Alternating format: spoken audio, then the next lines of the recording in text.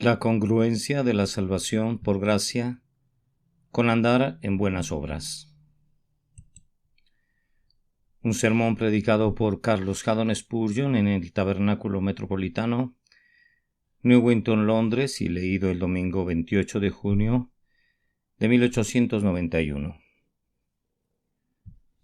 No por obras para que nadie se gloríe, porque somos hechura suya, creados en Cristo Jesús para buenas obras, las cuales Dios preparó de antemano para que anduviésemos en ellas. Efesios capítulo 2, versículos 9 y 10. Quiero llamar su atención en lo referente a la inmediata vecindad de estas dos frases. No por obras, y creados en Cristo Jesús para buenas obras. El texto resuena con un sonido singular, pues resulta extraño al oído que las buenas obras sean desaprobadas como la causa de la salvación, y que luego se hable de ellas como el grandioso fin de la salvación. Pueden considerar esto entre los conceptos que los puritanos llamaban paradojas ortodoxas, si así lo quieren, aunque difícilmente sea un asunto tan complicado como para que merezca el nombre. No hace mucho, procuré tratar el punto de la diferencia que se supone que existe entre la doctrina de la fe, creer y serás salvo, y la doctrina del nuevo nacimiento y su necesidad. ¿Os es necesario nacer de nuevo? Mi método iba en este sentido. Yo no expliqué las dificultades visibles para el lógico y para el doctor en metafísica. Más bien, intenté demostrar que prácticamente no existen. Si únicamente tratamos con dificultades que bloquean el camino de la salvación, no hay ninguna. En cuanto a esos asuntos que no representan un estorbo real, los dejo donde están. Una roca que no entorpece el camino de nadie puede quedarse donde está. El que cree en Jesús es nacido de nuevo. Estas dos cosas son igualmente verdaderas. Tiene que haber una obra interna del Espíritu y, sin embargo, el que cree en el Señor Jesús tiene vida eterna. Ahora, siempre hay una contienda vigente acerca de la doctrina de las buenas obras, y en lugar de tomar partido por un bando o por el otro, vamos a ver si existe realmente una controversia si nos apegamos a las Escrituras. Insistimos con todas nuestras fuerzas que la salvación no es por obras para que nadie se gloríe. Pero por otro lado, admitimos sin reservas y enseñamos con celo que, sin santidad, nadie verá al Señor. Allí donde no hay buenas obras no mora el Espíritu de Dios. La fe que no produce buenas obras no es fe salvadora. No es la fe de los elegidos de Dios. No es fe en lo absoluto en el sentido escritural. Simplemente he tomado estos dos puntos para exponerlos como ayuda y consuelo de los principiantes. No busco instruir a los que ya saben mucho. Mi meta en este momento es instruir a los principiantes acerca de este importante tema. La salvación no es por obras, pero al mismo tiempo nosotros, que somos los sujetos de la gracia divina, somos creados en Cristo Jesús para buenas obras. Esto está muy claro para el creyente entendido. Pero los bebés en la gracia tienen sus ojos débiles y no pueden percibirlo de inmediato. Tiempo atrás, en la graciosa providencia de Dios, Lutero fue llamado a predicar la doctrina de la justificación por fe. La noción prevaleciente entre las personas religiosas era que los hombres deben ser salvados por obras, y el resultado fue que, desconociendo la raíz de la que brota la virtud, muy pocas personas poseían algunas buenas obras.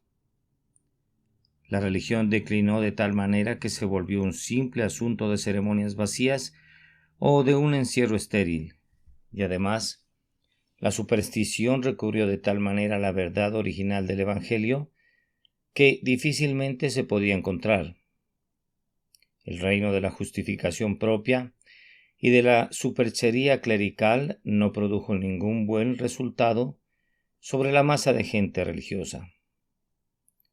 Las indulgencias y el perdón de los pecados eran pregonados a lo largo de las calles y vendidos públicamente. Se cobraba una cantidad por el perdón de un pecado y otra cantidad por el perdón de otro. Y el tesorero de su santidad en Roma, que mejor debería llamarse su impiedad, estaba abrumado de pagos para reducir las sentencias de un purgatorio inventado por Roma. Lutero aprendió en el volumen sagrado, por el Espíritu del Señor, que somos salvos solo por gracia por medio de la fe. Y habiéndolo descubierto, fue de tal manera poseído por esa sola verdad que la predicó con voz de trueno. Su testimonio se centró tanto sobre este punto que sería ocioso esperar claridad igual con respecto a todas las otras verdades. Algunas veces yo le comparo con un toro que cierra sus ojos y va directo hacia el objeto que quiere embestir. Con una poderosa embestida, Lutero derribó las puertas de la superstición papal. No vio nada, no quiso ver nada excepto esto. Por gracia sois salvos por medio de la fe. Hizo una muy buena labor y dejó muy en claro este punto, aunque mostró algunas deficiencias en otros. Los ecos de su voz varonil resonaron a lo largo de los siglos. Noto que casi todos los sermones de los teólogos protestantes, durante mucho tiempo después de Lutero, trataron sobre la justificación por la fe, independientemente de cuál fuera su texto. De alguna forma u otra, introducían ese artículo por el que una iglesia se sostiene o cae. Casi nunca concluían un sermón sin declarar que la salvación no es por obras, sino que es por fe en Jesucristo. Yo no los censuro ni por un instante, por el contrario, les reconozco esto. Es mejor hablar en demasía que demasiado poco sobre la doctrina central del Evangelio. Los tiempos requerían que ese punto quedara muy claro para todos los que se agregaban, y los predicadores reformadores lo dejaron muy en claro. La justificación por fe era el clavo que necesitaba ser explicado y remachado, y todos los martillos daban en ese clavo. No fueron para nada tan específicos sobre muchas otras doctrinas como lo fueron sobre esta. Pero, lógicamente, era una piedra de cimiento y estaban ocupados en colocarla y la colocaron por completo y la firmaron para siempre. Sin embargo, habrían completado más plenamente el círculo de la verdad revelada si la santificación hubiera sido comprendida con la misma plenitud y explicada con la misma claridad que la justificación. Hubiera sido muy bueno que las piernas del Evangelio de la Reforma hubieran sido iguales, pues una era un poco más larga y más fuerte que la otra. Y por tanto, había una pequeña cojera leve como la que experimentó el victorioso Israel cuando vino de Jacob, pero cojera, al fin y al cabo, que habría sido bueno curar. Hemos superado la etapa de predicar demasiado esa doctrina cardinal, aunque me temo grandemente que, en estos tiempos, Carecemos de la suficiente predicación sobre la justificación por fe. Desearía que regresara la época luterana y que pudieran escucharse una vez más los viejos truenos de Wittenberg. Sin embargo, me contentaría si en la predicación se le dedicara el suficiente tiempo a todo lo que es de aplicación práctica en el Evangelio. La justicia imputada, definitivamente, pero también oigamos de la justicia impartida, pues ambas son preciosas bendiciones de la gracia. Los deberes, permítame decir más bien los altos y santos privilegios que nos vienen como hijos y siervos de Dios, estos deben ser sostenidos y predicados plenamente, lado a lado, con la bendita verdad contenida en estas líneas. Hay vida en una mirada al crucificado, hay vida en este instante para ti. Voy a reflexionar antes que nada en el primer punto del texto, que es no por obras, o el camino de la salvación. No por obras es una descripción negativa, pero dentro del aspecto negativo yace claramente el positivo. La vía de la salvación es por algo diferente a nuestras obras. En segundo lugar, voy a hablar del andar de la salvación. Nosotros, que somos salvos, andamos en santidad, pues somos creados para Jesucristo, para buenas obras, las cuales Dios preparó de antemano para que anduviésemos en ellas. Es un decreto del soberano Señor que sus elegidos sean conducidos a andar en santidad. Primero entonces, el camino de salvación está descrito negativamente como no por obras, aunque muchos se ofenden por esto, no podemos evitarlo. La Escritura es lo suficientemente clara. Se nos dice que no debemos permitir que las personas canten en ninguna ocasión: pecador, no hagas cosa alguna, ni grande ni pequeña. Jesús lo hizo todo desde mucho tiempo atrás. Esa expresión ha resultado ser grandemente ofensiva para muchos, pero yo creo que, aunque la misma verdad hubiese sido expresada en otras palabras, la misma objeción habría sido interpuesta, pues lo que se objeta es la verdad, más que las palabras en las que está expresada. Mi propio texto sería muy objetable para tales personas. No por obras. Están listos para hablar mal de Pablo por expresarse de esta manera evangélica. Odian la doctrina de la salvación como un completo don, sin incluir absolutamente ningún mérito. Una doctrina que nosotros amamos.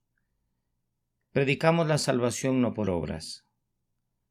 Repetimos esa enseñanza una y otra vez y pretendemos repetirla continuamente hasta la muerte.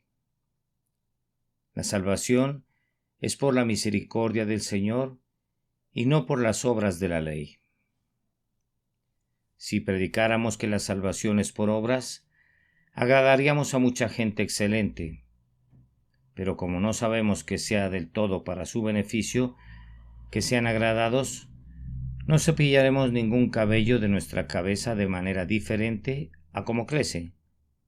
Para agradarles, muchos menos ocultaremos o haremos a un lado la verdad fundamental del Evangelio de Jesucristo, y eso por varias razones. Si predicáramos a pecadores muertos en delitos y pecados que la salvación es por sus propias obras, estaríamos haciendo a un lado el camino de la salvación por gracia. No puede haber dos caminos de salvación para el mismo pueblo. Si nos inclinamos por uno, prácticamente negamos el otro. No puede ser cuestionado que un hombre culpable, si va a ser salvo, debe ser salvo por medio de la misericordia de Dios. No puede ser negado tampoco que nuestro Salvador y sus apóstoles enseñaron que somos salvos por fe. Un hombre tendría que tener sus ojos cerrados si no ve que esto era lo que enseñaban. Sí, entonces yo enseño a los hombres que pueden ser salvos por obras. Prácticamente les habría dicho que la salvación por gracia es un mito, una equivocación, un error perverso. Yo lo he desechado, pues como lo he dicho antes, no puede haber dos caminos al cielo, no puede haber más de uno. Si yo abro el camino de salvación por obras, cierro el camino de salvación por gracia. Si la salvación es por méritos, no es por misericordia. Pero si los hombres no recibieran la salvación por la pura misericordia de Dios, ¿en qué condición tan infeliz nos encontraríamos? Negar la gracia es realmente negar la esperanza. ¿Dónde estaría entonces el Evangelio o las buenas nuevas o las buenas noticias? El camino de salvación por obras no es una nueva. Es el viejo camino de las invenciones del hombre, que ha sido el error general y bien conocido en todas las épocas. Es más, no son buenas noticias o alegres nuevas, pues no hay nada de bueno ni alegre en eso. Que seremos recompensados por nuestras obras es lo mismo que enseñaban los paganos. La justificación por representaciones religiosas y obras meritorias es exactamente igual al viejo fariseísmo con un nombre cristiano puesto sobre él. No sería digno de ser revelado por el Espíritu de Dios, pues puede ser visto a la luz de la propia vela del hombre. Esa doctrina convierte al Señor Jesucristo prácticamente en un don nadie. Pues si la salvación es por obras, entonces el camino de la salvación a través de la fe en un Salvador es superfluo e incluso perverso. Enseguida, predicar el camino de salvación por obras es proponer a los hombres un camino en el que ya han fallado. Si vas a ser salvado por obras, debes comenzar muy temprano. Debes comenzar antes de pecar, puesto que un solo pecado decide el asunto. Pero ya comenzaste a quebrantar la ley de Dios. No me estoy dirigiendo a personas que apenas habrán de comenzar su camino, pues efectivamente ya comenzaron. Ya llevan un buen recorrido de una manera o de otra, y como comenzaron en el camino de obras, ¿en qué fracaso lo han convertido desde ahora? ¿Acaso hay alguien aquí que pueda afirmar que ya es salvo por sus obras, en lo que lleva caminando hasta ahora? ¿Acaso algunos de ustedes no han cometido pecado? Miren sus vidas, examinen sus conciencias, observen sus palabras, sus pensamientos, sus imaginaciones, sus motivos, puesto todo eso cuenta.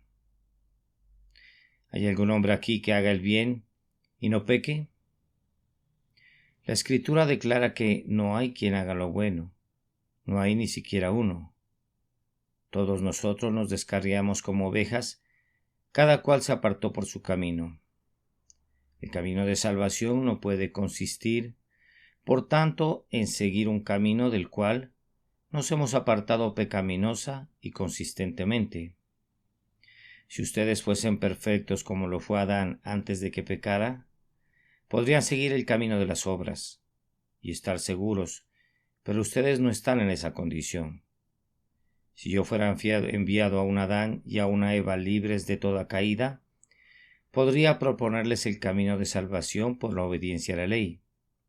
Pero ustedes han caído y su naturaleza está inclinada a abandonar el camino recto. Los propios vestidos que ustedes usan demuestran que han descubierto su vergüenza. Las labores diarias que los agotan comprueban que no están en el paraíso. La misma predicación del Evangelio implica que ustedes están en un mundo pecador. No están en posesión de una voluntad sin sesgo o inclinada al bien. Han elegido el mal y todavía continúan eligiéndolo, y por tanto solo estaría proponiéndoles un camino en el que ustedes ya han tropezado y les estaría poniendo una tarea que no han podido cumplir. Y a continuación, Pienso que todos ustedes admitirán que el camino de salvación por buenas obras sería evidentemente inadecuado para un número considerable de personas. Voy a tomar un caso. Se requiere mi presencia por causa de una emergencia, en plena noche. Un hombre está muriéndose, súbitamente ha recibido el golpe mortal. Acudo a su lecho de muerte como me fue solicitado. La conciencia permanece, pero él se encuentra evidentemente en una mortal agonía. Ha vivido una vida impía y está a punto de morir. Su esposa y sus amigos me piden que le hable una palabra que pueda bendecirle. ¿Les diré que únicamente puede ser salvado por buenas obras? ¿Acaso tiene tiempo para obras? ¿Dónde está la posibilidad de obras? Mientras le hablo, su vida forcejea para escaparse de él. Me mira en la agonía de su alma y balbucea la pregunta: ¿qué debo hacer para ser salvo? ¿Acaso habré de leerle la ley moral? ¿Le expondré los 10 mandamientos y le diré que debe guardarlos todos? Menearía su cabeza y me diría: los he quebrantado todos, estoy condenado por todos ellos. Si la salvación es por obras, ¿qué más podría decirle? No sirvo para nada. ¿Qué podría decirle? El hombre está completamente perdido, no hay remedio para él. ¿Cómo puedo decirle el cruel dogma del pensamiento moderno, que su propio carácter personal lo es todo?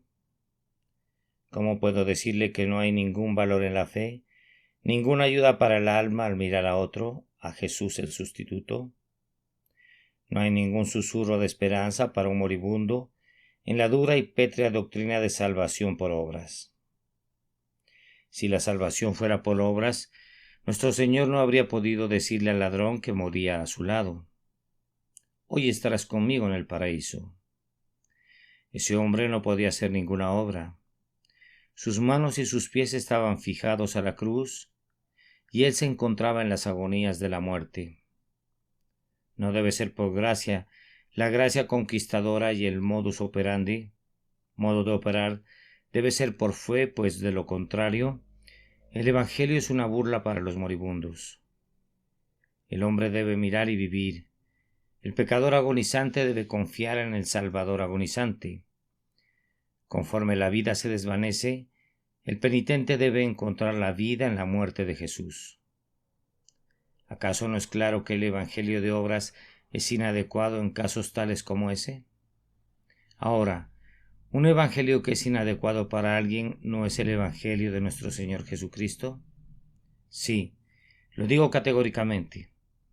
Un evangelio que es inadecuado para todos es igualmente adecuado para uno, es igualmente inadecuado para uno, y si se adecua real y verdaderamente a cualquier clase y condición, debe adecuarse a todas las clases. Creo que les he comentado que en una ocasión recibí de parte de un caballero más bien eminente y aristocrático una carta que tenía el propósito de irritarme mucho. Decía que había leído algunos de mis sermones cuando se encontraba en la costa del África y descubrió que algunos individuos de color allá, ciertos negros despreciables, se deleitaban mucho con los sermones. Escribió para informarme que yo era un predicador muy competente para negros despreciables. Yo acepté de inmediato esa afirmación como un notable cumplido. Sentí que si podía predicar a negros despreciables, podía predicar a todo el mundo, y que si el evangelio que yo predicaba era adecuado para los nativos de la costa de África, sería definitivamente adecuado para la gente de Londres. Si aquellos que se encuentran muy lejos podían entenderlo, ustedes que están cerca también podrían entenderlo. El Evangelio no fue enviado al mundo para que fuera una medicina de patente que solo pudiera ser comprada por los adinerados, o un ensalmo que solo pudiera ser expresado por eruditos expertos en latín. Es un evangelio para todos los rangos y condiciones de hombres. Y si yo demuestro que lo que ustedes llaman el evangelio es inadecuado para los moribundos o es inadecuado para los ignorantes, no es el Evangelio de Jesucristo. El Evangelio de la salvación por gracia por medio de la fe es adecuado para toda clase de personas con las que tenemos que tratar. El hábito pecaminoso ha atado con grillos de hierro a muchos de nuestros conciudadanos y el Evangelio puede liberarlos.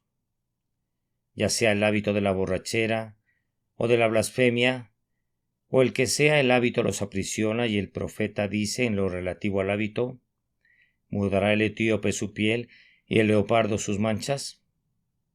Así también podréis vosotros hacer bien, estando habituados a hacer mal. ¿Con qué propósito entonces le grito al leopardo: muda tus manchas, o al etíope: muda tu piel? Debo traer una fuerza superior que actúe sobre el leopardo o el etíope antes de que esto pueda lograrse, y no hay fuerza en una simple exhortación. Pueden exhortar tanto como quieran a un ciego para que vea, pero no verá. Pueden exhortar tanto como quieran a un muerto para que viva, pero no vivirá, solamente por causa de sus exhortaciones. Se necesita algo más: las fuerzas de la depravación natural y de los hábitos adquiridos de pecado. En muchos casos, yo pienso que ustedes consideran eso, vuelven inadmisible la doctrina de la salvación por obras, y si es inadmisible para uno, lo es para todos, pues no puede haber sino un evangelio. Vayan a los campos de prisioneros, vayan a sus cárceles y simplemente vean qué pueden hacer con una doctrina de salvación por buenas obras. Regresarán desilusionados a casa, independientemente de cuán sincera sea su predicación. Pero vayan otra vez y hablen de la gracia inmerecida y del amor agonizante y del perdón comprado con sangre y los ojos que derraman lágrimas, las confesiones de pecado y los gritos pidiendo perdón. Les dirán que no han hablado en vano. Además, queridos amigos, si vamos y les predicamos a los hombres salvación por obras, les estaríamos predicando un camino de salvación imposible para todos por causa de la perfección de la ley. ¿Qué son las buenas obras para que puedan ameritar el cielo? ¿Qué son las buenas obras para que puedan asegurar la vida eterna?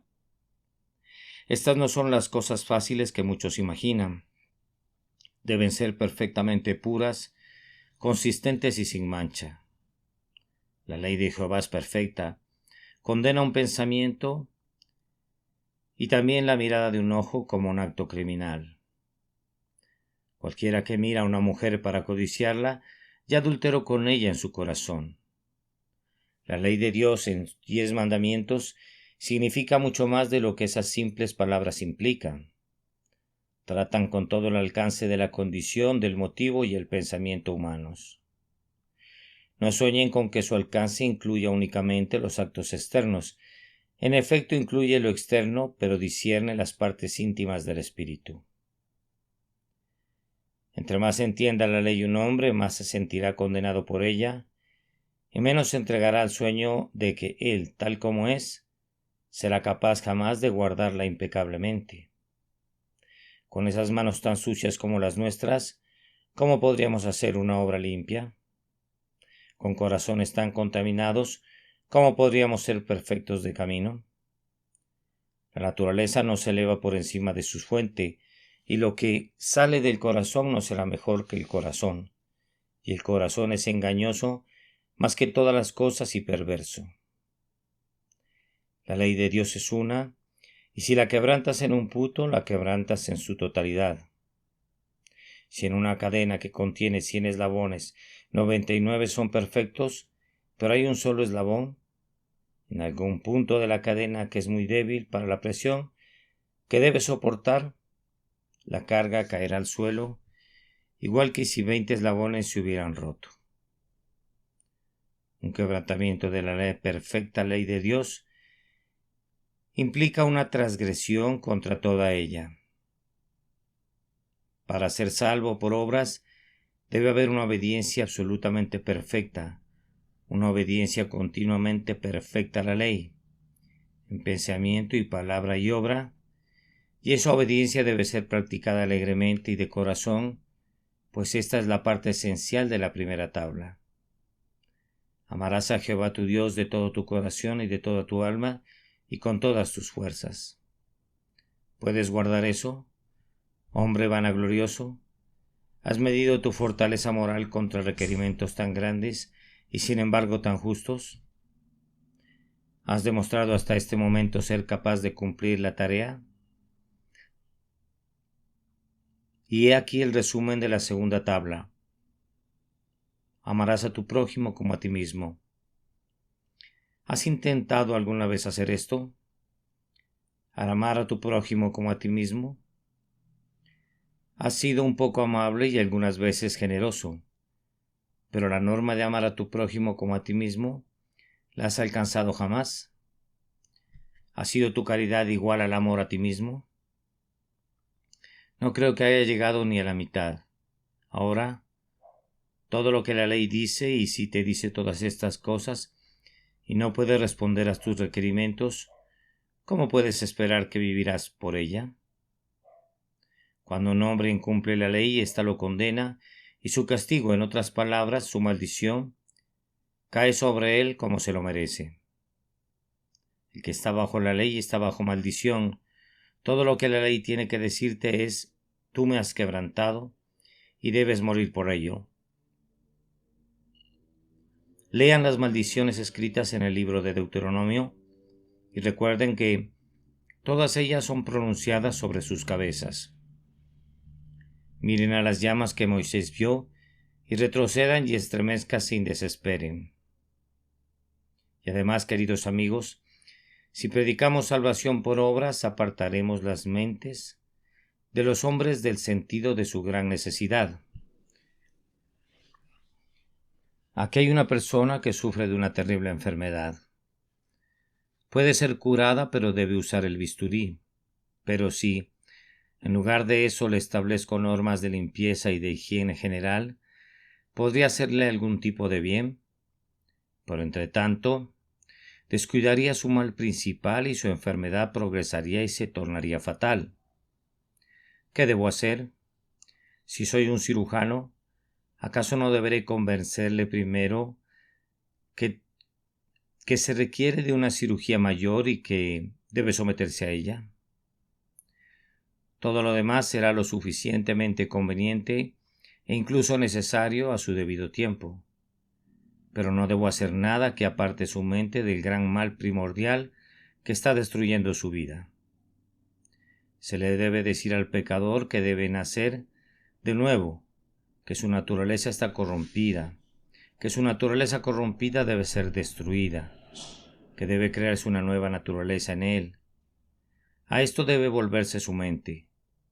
Debe ser hecha una nueva criatura en Cristo Jesús, y si yo lo motivo a una acción externa, con miras a su salvación por ese medio, estaría desviando sus pensamientos del mal interior del pecado, que es la verdadera esencia del asunto. Oh, señores, si hubiesen cometido una ofensa en contra del gobierno de su país y fueran encontrados culpables y condenados a muerte, mi primera responsabilidad con ustedes consistiría en suplicarles que pidieran perdón a su reina. Yo podría ir a su celda y decirles que me gustaría que se vistieran de una manera más respetable, que me gustaría que leyeran tal libro o que aprendieran tal ciencia. Y todo esto podría estar muy bien, pero lo primero que necesitarían es que su sentencia de muerte fuera revocada. Los exhorto, mis queridos lectores, a que hagan todo lo que es honesto y recto y bueno, pero hay algo que es más necesario que esto. Necesitan ser purificados de su pecado por la preciosa sangre de Cristo. Necesitan ser renovados en el corazón por el Espíritu Santo y deben volver sus pensamientos a esas cosas. Primero, y más que nada, necesitan al Señor Jesús. Mírenlo a Él, se lo suplico. No me atrevo a exhortarlos a esta obra, o a esa, para que no distraigan su mente de Cristo. La predicación de la justificación legal no tiene poder sobre los hombres. Las congregaciones que han recibido esa enseñanza son usualmente descuidadas, mundanas y devotas de las diversiones carnales. Los que oyen acerca de las obras sienten como si ahora ya hubieran hecho lo suficiente y no necesitarán practicarlas más. En esa doctrina no hay nada que despierte la ansiedad o mueva el deseo, o sacuda las profundidades del alma. No hay nada divino respecto a ella, nada sobrenatural, nada que pueda levantar realmente al caído, animar al desfallecido o inspirar al que posee gracia. Sin unción, vida o fuego, un ministerio legal no es sino como tocar una pieza de baile para los cojos o establecer un curso de viva acción para una bóveda llena de cadáveres. Sabemos que este punto es un hecho y por ello no vamos a repetir el experimento. Me temo que si comenzáramos a predicar la salvación por obras, alentaríamos el orgullo en unas personas y provocaríamos la desesperación en otras. Muchos pensarían que lo han hecho muy bien al compararse con otras personas, por ello, rápidamente se envolverían en una falsa esperanza. Mas otros, sabiendo que no lo han hecho muy bien, al compararse con otros pensarían que no habría esperanza para ellos, y se quedarían inmóviles sumidos en la desesperación. ¿Para qué propósito práctico podría servir esto? ¿Volver orgullosos a algunos y más perversos a otros por causa de la influencia que ejercería la desesperación en ellos? Pero lo peor de todo es que los estaría separando de Jesús. Nuestro oficio, hermanos míos, consiste en mostrar a Jesucristo. ¿Con qué propósito murió si los hombres pudieran ser salvados por sus propias obras? ¿Fue una superfluidad que colgara de la cruz si nuestros propios méritos pudieran abrir un camino de salvación? ¿Cómo podría el grandioso Dios permitir e incluso ordenar tal muerte si pudiésemos ser salvos por nuestros propios méritos? ¿Por qué ese sudor de sangre? ¿Por qué esas manos y esos pies clavados? ¿Por qué ese Elí, Elí, lama sabactani? Si ustedes pueden salvarse por ustedes mismos. Pero resulta que no es así. No pueden salvarse a ustedes mismos por esfuerzos propios, y por esta razón hemos venido a ustedes para inducirles a esto solamente, que deben ser salvos por fe en Él, a quien Dios ha establecido para que sea propiciación por el pecado. Ustedes necesitan el amor de Dios, necesitan el poder del Espíritu Santo, necesitan ser revividos a una vida nueva, necesitan ser ayudados para andar en los caminos de la justicia. En una palabra, necesitan todo hasta venir a Cristo. Y todo lo que necesitan lo encontrarán en Él y solamente en Él. No hay nada que necesiten dentro de ustedes. Pueden hurgar y mirar y escarbar una y otra vez en el muladar de su naturaleza, pero nunca encontrarán allí la joya de la salvación. Esa perla de gran precio está en el Señor que asumió la naturaleza humana y vivió y amó y murió y se levantó de nuevo, para redimir la caída a los hombres y de todo el consiguiente pecado. Oh, que miraran lejos del yo de una vez por todas. Dios no quiera que al predicar al jamás otra cosa delante de ustedes excepto al Salvador crucificado. Como Moisés alzó la serpiente en el desierto, ordenando a los hombres que miraran y vivieran. Hablar a los incrédulos acerca de la posibilidad de salvación mediante sus propias obras los apartaría de la vida eterna. Todo lo que la vida de la naturaleza pueda hacer nunca bastará para producir una naturaleza superior. Dejen que lo natural se ejercite como pueda, pero nunca se elevará a lo espiritual. El mejor caballo de trabajo no se convierte por eso en un hombre. El mejor hombre viviente no regenerado no se convierte por esa razón en regenerado. Debe haber un nuevo nacimiento y eso viene por fe y no por obras. Creer en Jesús es la puerta de entrada a la nueva vida y no hay otra puerta. Si nosotros de cualquier manera los ponemos a buscar otra puerta, los haremos perder la única entrada, y eso será para la pérdida eterna de sus almas. ¿Cómo nos espanta eso? Resolvemos alzar cada vez más la cruz, y solo la cruz una y otra vez clamamos: cree en el Señor Jesucristo y serás salvo. Dios no quiera que por nuestros ensayos sobre la virtud o el entusiasmo de la humanidad los distraigamos de apresurarse al Señor Jesús para que les dé descanso y vida y santidad. Queremos que o más bien que dejen correr sus pensamientos, todos ellos al Calvario, a esa maravillosa persona cuyas heridas sobre el madero sangran salud para las heridas del pecado, y cuya muerte es para los creyentes la muerte del poder del gran mal que una vez los tuvo cautivos.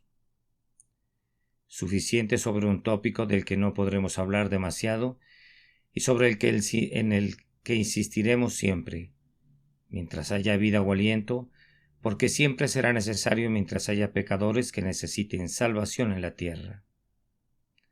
Pero ahora llegamos a esta segunda parte, sumamente importante de nuestro tema, es decir, el andar de la salvación.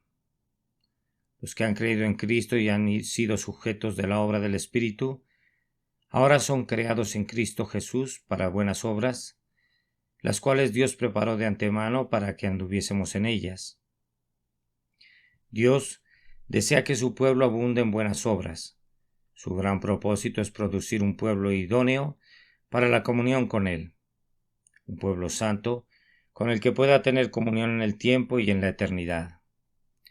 Él desea que produzcamos no solamente buenas obras, sino que abundemos en ellas y que abundemos en el orden superior de esas buenas obras. Quiere que nos convirtamos en imitadores suyos como amados hijos de Dios, que poseamos los mismos atributos morales que posee el Padre en el cielo. ¿Acaso no está escrito: sed pues vosotros perfectos como vuestro Padre que está en los cielos es perfecto? Oh, que nos acercáramos dentro de una distancia mesurable de esa consumación bienaventurada. Observen en el texto primero que hay una nueva creación. Uno de los poetas dijo hace mucho tiempo que un hombre honesto es la más notable de las obras de Dios. Eso no es cierto, a menos que pongamos en la palabra honesto un enfático sentido espiritual. Un hombre cristiano, sin embargo, es la obra más noble de Dios. Es el producto de la segunda creación. Al principio el hombre cayó y estropeó la obra de su Creador. Pero en la nueva creación, el que hace todas las cosas nos hace de nuevo. Ahora, el objetivo de la nueva creación de nuestra raza es la santidad para la gloria de Dios. No somos hechos de nuevo en la imagen del Adán caído, sino en la semejanza del segundo Adán. No somos creados de nuevo para pecar. Esto no puede imaginarse. La nueva criatura no peca, pues es nacida de Dios. La nueva vida es una simiente viva e incorruptible que vive y permanece para siempre. La vieja naturaleza peca y siempre pecará, pero la nueva vida es por Dios y se esfuerza diariamente contra el pecado de la vieja naturaleza y persevera, y empuja hacia adelante, hacia todo lo que es santo, recto y perfecto. Todos sus instintos corren hacia la perfecta santidad. La vieja naturaleza no se preocupa de orar, pero la nueva naturaleza ora tan necesariamente como respiramos. La vieja naturaleza murmura, pero la nueva naturaleza canta y alaba a Dios por un impulso interno. La vieja naturaleza va tras la carne, pues es carnal, pero la nueva naturaleza busca las cosas del espíritu, pues es espiritual. Si han nacido efectivamente de nuevo, han nacido para la santidad. Si han sido creados de nuevo, han sido creados para buenas obras. Si no sucede así con nosotros, nuestra religión es una mera pretensión. Esta nueva creación es en conexión con Cristo, pues leemos en el texto creados en Cristo Jesús. Nosotros somos los pámpanos, Él es la vida en la que crecemos nosotros. Su vida y todo su poder de producir fruto yacen en su unión con Cristo. No son simplemente creados de nuevo, sino que son creados en Cristo Jesús. No se trata de un simple cambio de una naturaleza inferior a una superior, sino de una separación que había de Cristo a una unión con Él. Qué cosa tan maravillosa es esa, que ustedes y yo no seamos únicamente criaturas en el mundo, sino nuevas criaturas en Cristo Jesús. Éramos criaturas en el primer Adán, pero nuestra nueva condición de criaturas es el segundo Adán. Amados, si son lo que profesan ser, son uno con Jesús por esa vital unión que no puede ser disuelta, y las buenas obras se desprenden de esa unión. Unidos a Jesús por la fe en Él, por el amor a Él, por la imitación de Él, ustedes andan en buenas obras. Su creación para la santidad es su creación en Cristo Jesús. Conforme se vuelven uno con el Salvador ungido, su unción los ordena para el servicio y su salvación los conduce a la obediencia. No puede sino haber fruto en ese pámpano que está vitalmente unido a ese fructífero tallo. Cristo Jesús, que siempre hizo las cosas que agradaban al Padre. Nuestras buenas obras deben brotar de nuestra unión con Cristo en virtud de nuestra fe en Él. Dependemos de Él para que nos santifique. Dependemos de Él para que nos conserve santos. Vencemos al pecado por la sangre del Cordero. Nos esforzamos por alcanzar la santidad por el amor de Jesús que nos constriñe. El amor a Cristo es la fuerza motriz para hacer a un lado primero un mal y luego otro, y la energía que nos da la capacidad de seguir tras una virtud y luego tras la otra.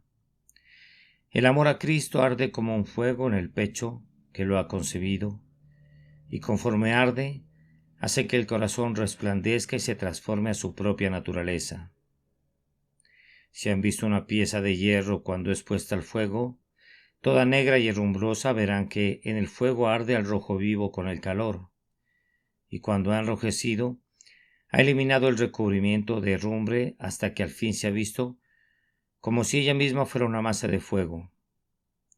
El efecto del amor de Dios, derramado en abundancia en el corazón por el Espíritu Santo, quema el sarro y las escamas del pecado y de la depravación, y nos convertimos en puro amor a Dios a través de la fuerza del amor a Dios que toma posesión de nuestro ser.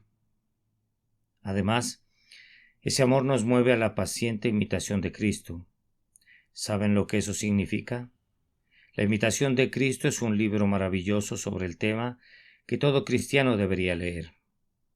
Tiene sus defectos, pero son muchas sus excelencias.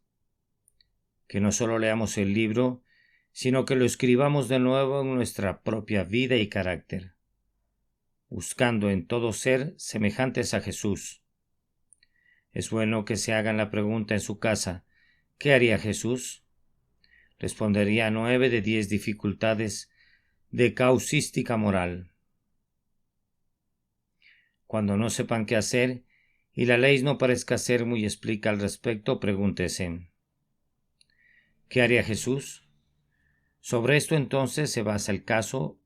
Por su creación en Cristo llegarán a exhibir fe en Él, amor a Él e imitación de Él.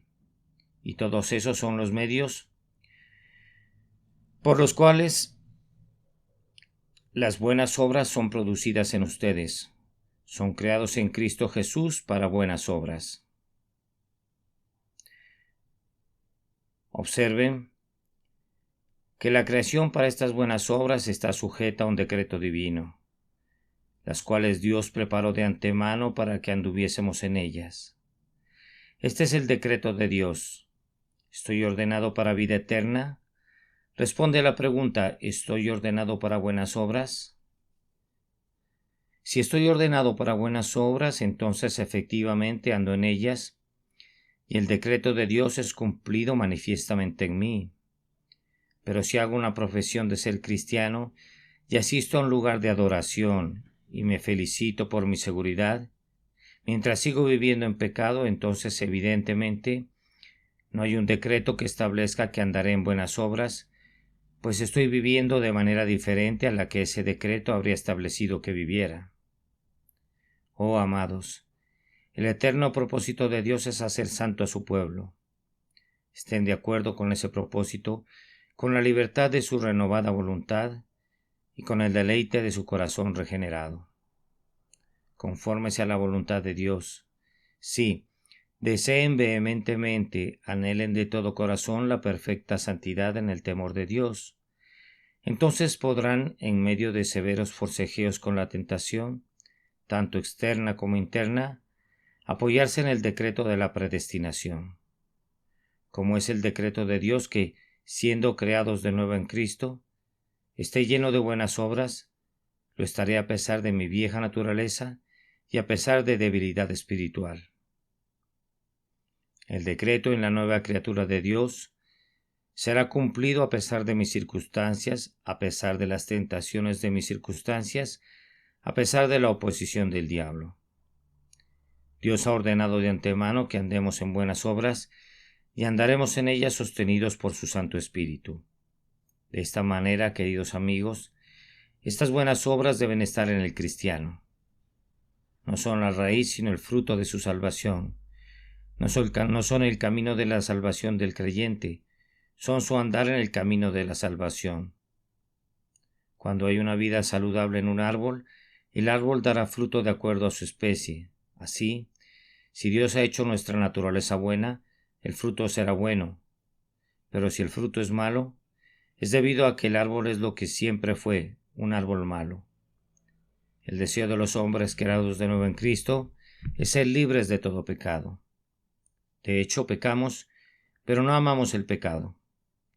El pecado gana poder sobre nosotros algunas veces para nuestra tristeza, pero es una especie de muerte para nosotros sentir que hemos pecado.